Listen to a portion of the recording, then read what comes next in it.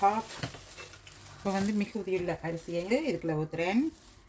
பரட்டி ஸ்பூன் வந்து ப்ரௌன் இந்த கஞ்சியை பாருங்க மிக்ஸையும் வந்து சேர்த்துக்கொள்ளுகிறேன். இப்போ எல்லாத்தையும் உண்டாக மிக்ஸ் பண்ணி விடுறேன். இப்போ இந்த அப்பத்துக்கு காய்ச்சிய கஞ்சி